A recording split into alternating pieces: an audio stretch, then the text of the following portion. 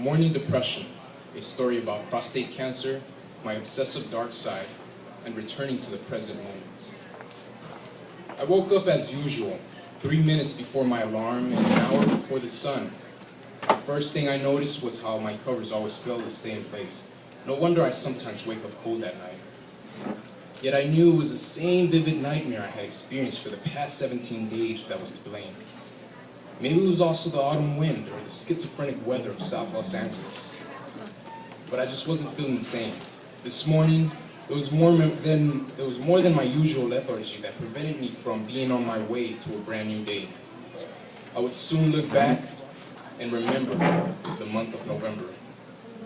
I don't know how, but I was eventually able to get out of bed and tend to my primitive necessities in the restroom. As usual, I brushed my teeth only to forget soon after whether I had done so or not.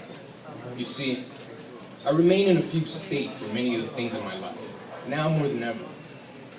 My mind is always preoccupied and never in the present moment, so I forget if I've done things or not, especially with something as mundane as brushing your teeth.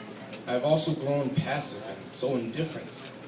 I used to care, but now it's useless to even put effort into caring.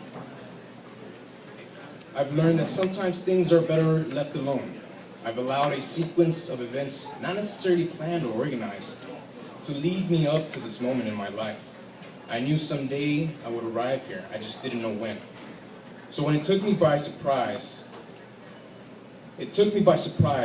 when I looked in the mirror and was immediately dissatisfied. I mean, satisfaction, or the lack thereof, cannot be present if you don't care, right? The years that have taken a toll on me show not just in my facial hair, but in the dark bags below my eyes, in my shrunken frame, in my inadequate haircut with the stubborn curls, and in the eternal gaze in my eyes deliver, searching for something this mirror won't reflect. But this morning I was dissatisfied with the imbalance on my face. I know there is no perfect symmetry in life, so it was more of a rebellious move on my part what I did. I mean, it just disgusted me at one point. But the ironic thing was that I was strongly attracted to this imbalance in a strange way. And I love irony. It's the only way I crack myself up nowadays. Take, for instance, the hard worker who climbs and climbs ardently the ladder of success. He keeps climbing with his goal in mind, only to reach the top and find his ladder leaned against the wrong wall. So what's the use? If all your efforts are going to be in vain, why even bother? That's why I don't even care anymore.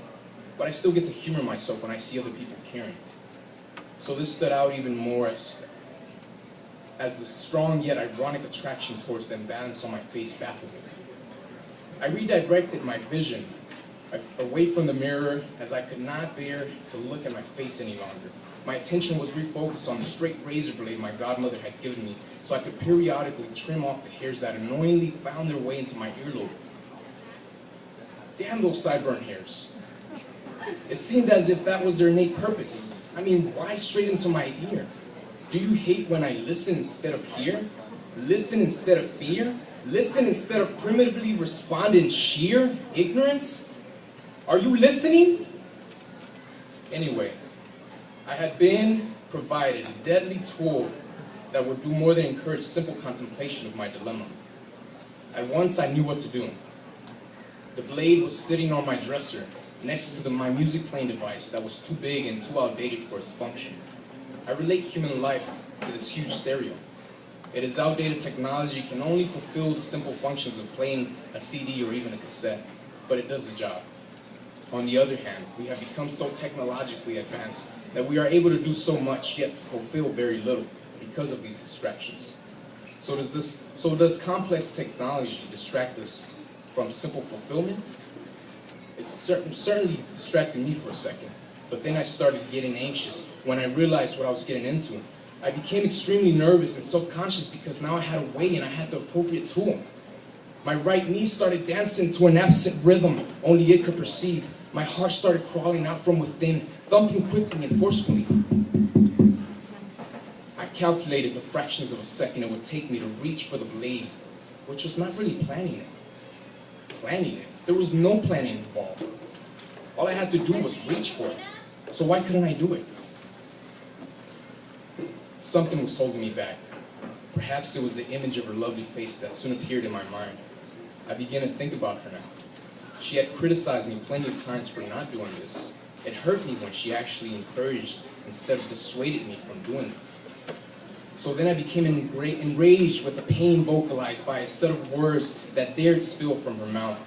They were sharp words, dangerous enough to slice through my eardrums and penetrate my heart. I punched the wall, kicked the chair, I threw out my outdated stereo off the dresser. My chest was pounding heavily. I tried to calm down at once, because if I were to do this, it would be done with tranquility and with patient attention to detail. I reached for the blade and opened it. I felt confident because the tough part was over. But then I looked again and it was still sitting on the dresser. How did it jump from my hand back onto the dresser? Was my mind playing tricks on me? Maybe I was once again in one of my few states and only thought I reached for it and imagined it all. So I attempted it once more. I did it slowly this time so I could see myself reaching for the blade. I concentrated on the shape of the blade, the length, the color, so I could make sure I was actually doing it. It was shiny and very sharp. I could cut a hair into 3 with that blade. I don't know what my godmother was thinking in supplying me with such a deadly weapon. What I did next, I will never forget. I shaved. It was partly because of my own lack of assertiveness, but also because of the pressure from my girlfriend. I grabbed the shaving cream and the aftershave to minimize irritation and started to shave. However, everything leading up to this point was a living nightmare. I don't understand how people can be so insensitive to a man's free will, exercised by his right to grow out a damn beard. I always remember the month of November and the image of my grandfather who passed away due to prostate cancer. I learned a lot through the course of my facial hair dilemma, and now I appreciate the intricate and beautiful non-game components of our moment-to-moment experiences. And damn, it felt great to get a close shave with my godmother's straight razor blade. Yeah.